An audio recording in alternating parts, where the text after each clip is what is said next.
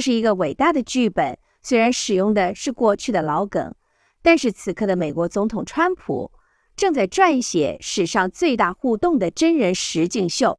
在川普宣誓就职前就已经放话，他的第一发关税枪口要针对加拿大、墨西哥以及中国。如果这3个国家没有良好的回应，那么他就职之后好戏就会登场。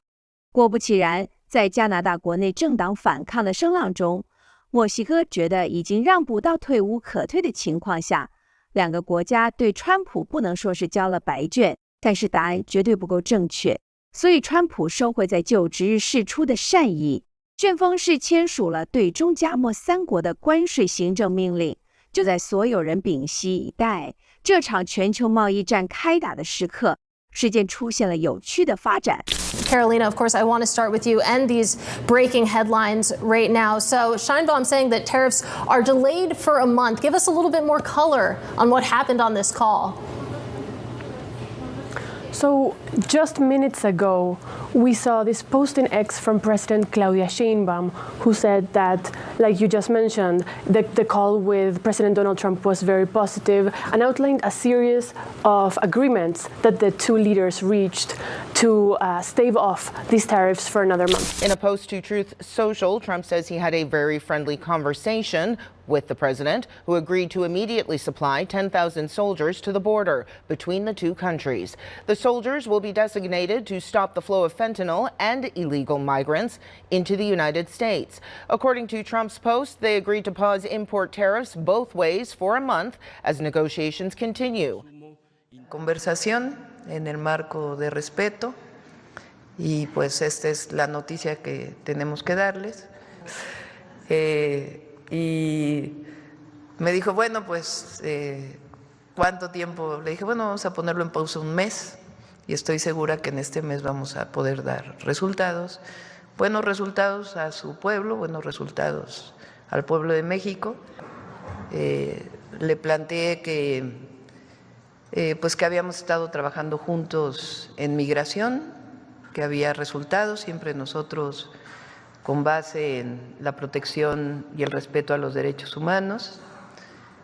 Y hablamos entonces del interés que tenía él y nosotros también de reducir el tráfico de fentanilo que se da de México a Estados Unidos y de otras drogas, no solamente de fentanilo.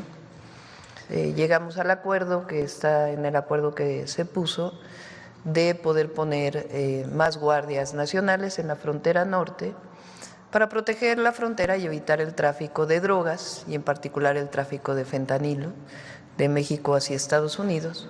Me preguntó que cuánto tiempo quería poner en pausa. Le dije, bueno, pues vamos a ponerlo en pausa para siempre. We're following some breaking news into our newsroom here, fresh out of the White House. As Donald Trump walked out of the Oval Office telling reporters he had a good phone call with Justin Trudeau, we now know these tariffs against Canada, much like the deal with Mexico, have now been delayed for at least 30 days. In a statement posted to social media, to Twitter just a few minutes ago by Prime Minister Justin Trudeau's account, he writes, "I just had a good call with President Trump. Canada is implementing our $1.3 billion border plan." So just like what we saw with Mexico earlier today with that pause, now we do know that Canada is doing the same pause with the United States here on trying to come up with better terms instead of using tariffs here. So once again, we did hear from President Trump earlier today. We'll play out some more of his remarks, but that was right before he was going to be speaking to Justin Trudeau. He felt confident that the same outcome would happen with Canada like it did with Mexico earlier today, and that's exactly what happened there. So again, major news coming out of the White House as Justin Trudeau just putting this out on X as well, saying, "I just had a good call with President Trump. Canada is implementing our $1.3 billion border plan, reinforcing the border with new choppers, technology, and personnel, enhanced coordination with our American partners, and increased resources to stop the flow of fentanyl. And to continue on, saying I just had saying that also the nearly 10,000 frontline personnel and will be working on protecting the border as well. In addition, Canada is making new commitments to appoint a fentanyl czar. We will list cartels as terrorists, ensure 24/7 eyes on the border, launch a Canada-U.S. joint strike force to combat organized crime, fentanyl, and money laundering. I have also signed a new intelligence directive on organized crime and fentanyl, and we will be backing it with $200 million. Proposed tariffs will be paused for at least 30 days while we work together there. So quite the change now from Canada after that call with President Trump. Now, Canada doing the same as with Mexico and pausing it for 30 days to try to work out a better deal there. But it looks like Canada already stepping up, just like how Mexico did with the 10,000 soldiers there at the border. How much did oil play into this, Derek? Certainly to the Midwest, because we import a lot of Canadian crude, and that was the tariffs would have made it a lot more expensive for that part of the country. I mean, oil was clearly one of Canada's better bargaining chips on this. It's not that easy for those Midwestern refiners to switch away from Canadian crude. And Canadian oil is also cheap. It trades at a big discount to WTI. So to cut it off or make it more expensive was certainly not going to help prices at the pump. And that was clearly a point the Canadian government's been making for a while. 有媒体评论，川普的举措是一场无意义的贸易战。但是川普实际上却让全球一同见证了他想要写下的奇迹。无论台面上各国领导人如何对媒体放话，那些绝不低头、认为可以力抗美国的，最后都不得不私下进行交涉。很大的原因可能是因为没有做好准备。从 The Conversation 这个非盈利媒体的研究报告网站上的一篇分析报道可以看出，加拿大的经济是属于严重依赖美国的程度。一旦川普执意要对加拿大进行关税制裁，就有可能为加拿大的各行各业带来严峻的挑战，尤其在农业食品方面。只要加拿大宣布对美国农产品征收报复性关税，影响最深的可能会是加拿大的食品价格。The U.S. is our largest trading partner. Roughly 67-70% of the totality of our trade is with the United States. 2/3 of our GDP is dependent on trade. I looked up the chief economist of Global Affairs Canada and StatsCan data, and they say that it estimates that just under 2 million jobs in Canada are dependent on exports to the United States. That's direct and indirect jobs. I mean, this is catastrophic. I mean, let's be very clear. There's no way of sugarcoating this. This is just completely bad news. There's no redeeming good news here for Canada. We've heard that from other analysts as well. That is really key in all of this. But talk to us about that border from a business perspective as well. How critical, obviously, of course, it is. And with this now hanging over us, and again, we don't know what's going to happen, but it certainly is a shock, as you point out here. With this hanging over us, what will this mean? This couldn't come at a worse time because we've had all these strikes in Canada, Port of Vancouver, Port of Montreal, the CN Rail, CP, and we were already, shall we say, a not very reliable partner. And then along comes this, which could almost close the border in terms of the movement of goods and services. And there's a staggering amount of goods that cross those borders, those bridges, every day, upwards of $2 billion a day. So again, the impact on the Canadian economy, on jobs, on the Canadian currency, of course on Ottawa and the premiers, is going to be just incalculable, beyond just the sheer negative economic impact this is going to have on our economy. Remember, we're only 1/10 the size of the U.S. We're $2.5 trillion. they're 25 trillion. He uses that sometimes on his own party to move things through, and we've seen something of that just in the last couple of weeks here with a couple of amazing U-turns in Congress and the like. And so that's part of the modus operandi, and I don't think we should be surprised. We've seen it before. We saw it in the first administration, and we'll continue to see it. But I think what's most important in the discussions that I have here is that underlying that there is an economic logic to what is happening here that's important to pay attention to. Mr. Trump has got, I think, in a simplified way, a very significant three-point agenda of, revive the economy, make the United States an energy superpower. And every conversation here that I'm in begins and ends with national security. And whether that's security vis-a-vis China or the border or Mexico, those are very, very important aspects. They played out during the election.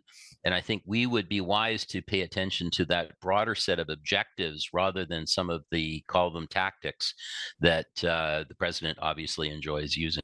When President Trump says we don't need Alberta's oil and gas or Ontario's autos, obviously it's a huge part of the economy for Canada. It's a substantial part for the U.S. too. What do you hear from Republicans about that, and what are you saying when you talk to officials in the Trump administration about this? Yeah, certainly. I mean, for the last year, myself and my colleagues from Alberta and from Quebec have been meeting all across the United States, and especially here in Washington, with Republicans. I have not had a bad meeting or a bad word from a Republican in the last year. I mean, generally, people love Canada. We're running ads down here that are warmly responded to from Ontario, reminding them of our how important we are as allies and how we've stood together. And so for us, I think it's a little easier as provinces because people are generally surprised to learn that, for example, provinces own the natural resources in Canada. That's not the case with states in the United States. And so, for example, we bring as interlocutors here all of the critical minerals of Ontario, those that are in the ground and those that are already being processed and are absolutely vital to the United States. So, for example, nickel. Nickel is something that comes from Ontario. It's high grade and it's not replaceable from other places in the world for military purposes, for ammunition, for batteries, all kinds of things. And we're talking about a very high volume. There is no nickel in the United States. They are dependent on that from Canada, and they've cut it off from other sources in other areas, like uranium, for example. Used to get that from Russia. We don't do that anymore in the United States here. So there's a lot of dependency that's sort of an inconvenient truth, I think. And what I find is when I talk to senators and when I talk to members of the House, they know that, especially as it relates to their own states. I come from the auto sector. Many, many states are really mixed together with the auto sector, dependent on parts from Canada. And I can tell you, having worked at General Motors, that it doesn't take many weeks before plants in the United States will shut down for lack of a part from Canada. And so that dependence, you can say whatever you like, is just an economic fact. 因为没有想过川普会顺利回归，所以许多国家都没有认真看待关税这个议题。以加拿大的情况来说，他们自己内部早就分析，必须走向多元化。但是时间并没有为他们争取到空间，而且放弃了唇齿相依的美国出口市场，他势必要面临选择第二大出口市场。但是这个选项是中国，对加拿大来说是非常难做决定的选择。目前加拿大还在积极向川普证明它的价值，墨西哥也没有放弃斡旋的机会。但是面对早就打定主意要提前进行美墨加协定谈判的川普，加拿大跟墨西哥必须先摸清楚川普要的是什么，或是尽快找到其他取代市场，否则根据 CNN 的报道，美国商务部截至2024年11月的数据显示，中加墨三国合计占美国全球进口总值近3兆美元的 42%， 而美国对这3个国家的出口仅占2024年美国全球 1.9 兆美元商品出口的 40% 以上。这巨大的贸易逆差，川普无论如何都是吞忍不下的。相较于加拿大与墨西哥的积极，中国看上去相对淡定。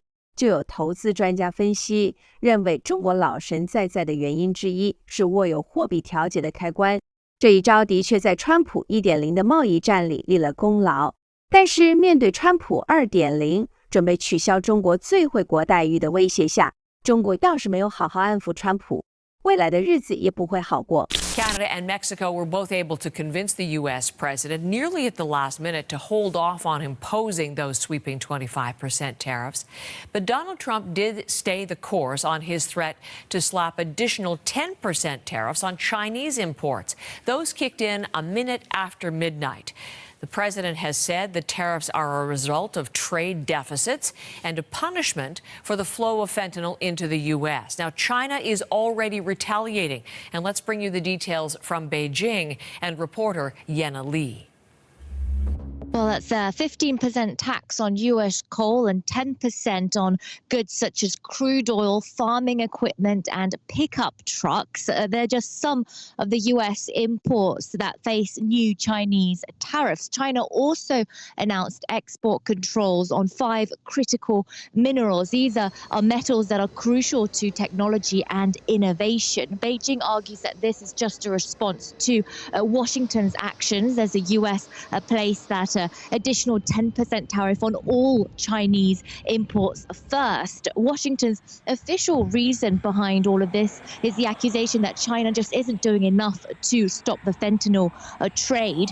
China's Ministry of Finance responded today in a statement saying the unilateral imposition of tariffs by the United States is not only unhelpful in solving its own problems, but also damaging to the normal economic and trade cooperation between China and the United States. End quote. Now, so far, we haven't seen a huge escalation in tensions. Instead, it appears that both sides are actually publicly gearing up to enter a round of negotiations. These new tit-for-tat Chinese tariffs are set to start on February 10th, so there is still some room and time for discussion. And according to the White House, a call between Donald Trump and President Xi Jinping could take place in the coming days.